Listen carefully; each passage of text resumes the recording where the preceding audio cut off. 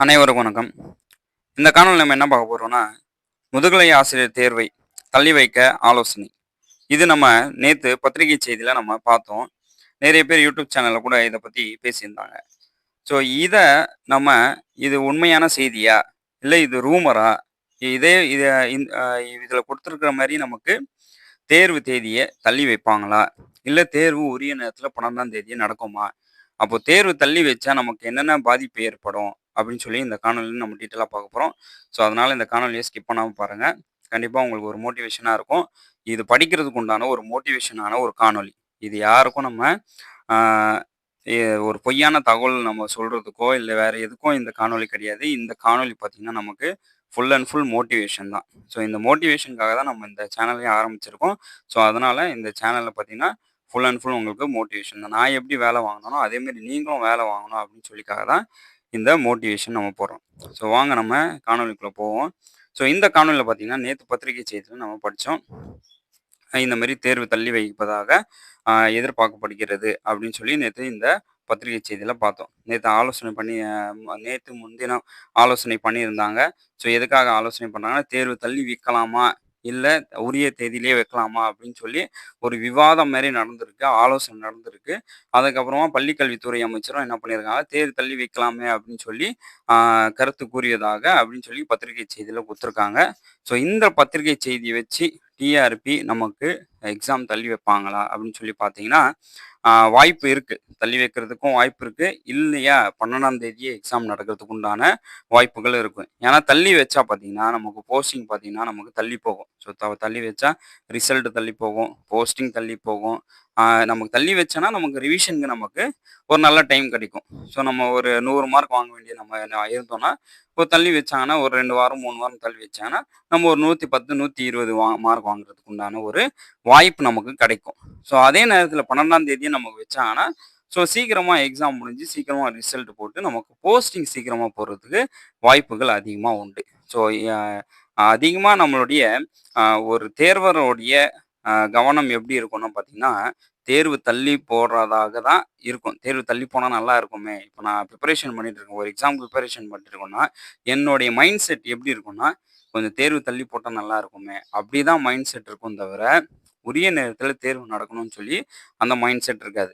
So அந்த mind set இருக்கவங்க தான் எல்லாரும் கால் பண்ணி என்ன பண்றாங்கன்னா, கோரிக்கை வச்சிருக்காங்க. ஸோ டிஆர்பி போர்ட் நேத்து நான் டிஆர்பி போர்டு கால் பண்ணும்போது, அவங்க என்ன சொல்லியிருக்காங்கன்னா, "நெறைய பேர் கோரிக்கை வச்சிருக்காங்க. ஆனா, இப்போதைக்கு நமக்கு இன்ஃபர்மேஷன் எதுவுமே வரல. நமக்கு என்ன தகவல் குடுத்துருக்காங்கன்னா, அக்டோபர் 12ஆம் தேதி நமக்கு தேர்வு நடக்கும்." அப்படின்னு சொல்லி தான் நமக்கு இந்த தகவல நமக்கு குடுத்துருக்காங்க. ஸோ அந்த தகவலும் நேத்து நான் கேட்டபோது இந்த பத்திரிகை செய்தி வந்தோனே நேத்து ஈவினிங் கால் பண்ணும்போது, இந்த மாரி சொல்லியிருக்காங்க. நமக்கு 12ஆம் தேதி தான் நமக்கு எக்ஸாம் நடக்கும். இப்போதைக்கு நம்மகிட்ட இருக்கிற தகவலு, ஹால் டிக்கெட் ப்ராசஸ் போயிட்டுருக்கு அப்படின்னு சொல்லி தான் நேத்து நமக்கு டிஆர்பி போர்ட் லைன்லயும் அதுதான் சொன்னாங்க. ஸோ தள்ளி வச்சாங்கன்னா, கண்டிப்பா உங்களுக்கு பிரஸ் நியூஸ் வரதுக்கு வாய்ப்பு இருக்கு அப்படின்னு சொல்லி சொன்னாங்க. ஸோ நமக்கு இப்போ பிரஸ் நியூஸ் பார்த்தீங்கன்னா, இந்த வாரத்தில ஆ ஸோ இன்னைக்கு இல்லன்னா நாளைக்கு நமக்கு என்ன பண்ணுவாங்கன்னா, ஆ தள்ளி வைப்பதாக இருந்தால், கண்டிப்பா இன்னைக்கோ இல்ல நாளைக்கோ கண்டிப்பா பிரஸ் நியூஸ் நமக்கு வந்துரும். ஸோ அப்படி தள்ளி வைக்கப்படாம இருந்தாங்கன்னா, கண்டிப்பா இந்த வாரத்தில பிரஸ் நியூஸ் வராது. அடுத்த வாரத்தில நமக்கு ஹால் டிக்கெட் வரதுக்கு அதிகமான வாய்ப்புகள் உண்டு. ஸோ அதனால நமக்கு தள்ளி வச்சா கூட பரவால்ல. தள்ளி வைக்கலனா கூட பரவால்ல. நம்மளுடைய பிரிப்பரேஷன் கண்டிப்பா நம்ம நல்லபடியா பண்றோம்.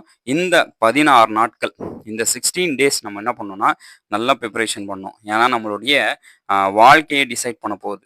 ஸோ இந்த 16 நாட்கள் பார்த்தீங்கன்னா, நம்மளுடைய வாழ்க்கையே அடுத்த 30 வருஷம் வாழ்க்கைய நம்ம டிசைட் பண்ண போற ஒரு நாட்கள் இது. ரொம்ப ரொம்ப முக்கியமான ஒரு நாட்கள். ஸோ இந்த நாட்கள நீங்க என்ன பண்ணுங்கன்னா, கரெக்ட்டா பயன்படுத்துங்க. கரெக்ட்டா ரிவிஷன் பண்ணுங்க. புதுசா எதுவுமே படிக்காதீங்க. படிச்சது நல்லா ரிவைஸ் பண்ணுங்க. ஸோ அதுதான் நான் சொல்றது. நீங்க புதுசா ஒரு டாபிக் எடுத்துட்டு நீங்க இந்த நாட்கள்ல உட்காந்து நீங்க படிச்சுட்டு இருக்கக்கூடாது. நீங்க ஏற்கனவே படிச்ச டாபிக். நீங்க எப்படியோ ஒரு 10 யூனிட்ல 8 யூனிட் படிச்சிருப்பீங்க. 2 யூனிட் படிக்காம விட்டுருப்பீங்க. அந்த 2 யூனிட் நீங்க இப்போ உட்காந்து நீங்க ரிவைஸ் பண்ணிட்டு இப்போ உட்காந்து படிச்சுட்டு இருக்கக்கூடாது. நீங்க 8 யூனிட் படிச்சீங்க பார்த்தீங்களா, அந்த 8 யூனிட் உட்காந்து நீங்க என்ன பண்ணணும்னா, நல்லா ரிவைஸ் பண்ணுங்க. அதுதான் நமக்கு ஹெல்ப்ஃபுல் ஆகும். ஏன்னா, எல்லா தேர்வர்களும் யாரெல்லாம் பாஸ் பண்ணியிருக்காங்களோ, டிஆர்பில யாரெல்லாம் பாஸ் பண்ணியிருக்கு, யாரெல்லாம் வேலை வாங்கிக்கிறாங்களோ, எல்லாரும் 10 யூனிட் படிச்சுட்டு போய், தரோவா படிச்சுட்டு போய் எக்ஸாம் எழுதுறவங்க கிடையாது. ஸோ படிச்ச யூனிட்ட தரோவா ரிவைஸ் பண்ணிட்டு போய் எக்ஸாம் எழுதுறவங்க தான் நெறைய பேர் இருக்காங்க. ஸோ அதனால நீங்களும் கண்டிப்பா இந்த நேரத்தில் டைம் வேஸ்ட் பண்ணாதீங்க.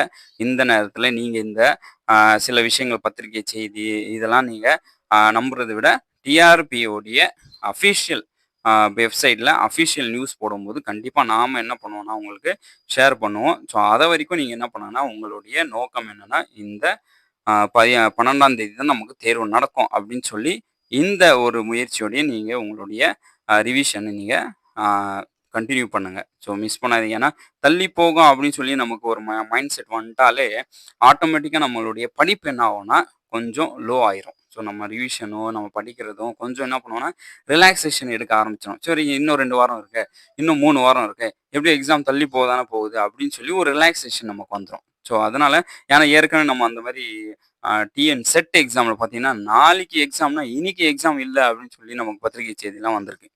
நாளைக்கு ஹால் டிக்கெட் வந்துச்சு, நாளைக்கு எக்ஸாம் நம்ம காலைல போய் எக்ஸாம் எழுத போகிறோம், இன்னைக்கு ஈவினிங் நமக்கு பத்திரிகை செய்தி வருது செட் எக்ஸாம் கேன்சல் அப்படின்னு சொல்லி பத்திரிகை செய்தி வருது. ஸோ அது இந்த மாதிரிலாம் நமக்கு என்ன ஆகும்னா ஒரு ஒரு மைண்ட் செட் என்ன ஆகும்னா ஒரு மாதிரியாவே இருக்கும். இப்போ வரைக்கும் நம்ம என்ன பண்ணோம் லா காலேஜ் எக்ஸாம் இன்னும் நடக்காம இருக்கு. டிஆர்பி ஆர்ட்ஸ் எக்ஸாம் பார்த்தீங்கன்னா இன்னும் நடக்காம இருக்கு. ஸோ இதெல்லாம் ஒரு ஒரு டைம் விட்டாங்கன்னா ஒரு கேப் விட்டாங்கன்னா நமக்கு என்ன ஆகும்னா ஒரு படிக்கிறது நம்ம என்ன பண்ணுவோம்னா கம்மி பண்ணிடுவோம். ஸோ அதை நம்ம பண்ணக்கூடாது. ஏன்னா நம்மளுடைய கொள்கையை நம்மளுடைய நோக்கத்தை நம்ம பாஸ் பண்ணணும்னு சொல்லி நம்மளுடைய இலக்கு நம்ம அடையணும்னா கண்டிப்பாக நம்மளுடைய முயற்சி அதிகமாக இருக்கணும். ஸோ அதனால நீங்கள் எந்த நேரத்தில் டைம் வேஸ்ட் பண்ணாதீங்க. ஸோ ரிவிஷன் பண்ணுங்கள், அதிகமான எம்சிக்யூஸை ப்ராக்டிஸ் பண்ணுங்கள். ஸோ அடிக்கடி நான் சொல்கிறது என்னென்னா இந்த எம்சிக்யூஸை ப்ராக்டிஸ் பண்ணுங்கள். இதுதான் உங்களுக்கு ரொம்ப ரொம்ப ஹெல்ப்ஃபுல் ஆகும். ஸோ அனைவருக்கும் வாழ்த்துக்கள். நன்றி. வணக்கம்.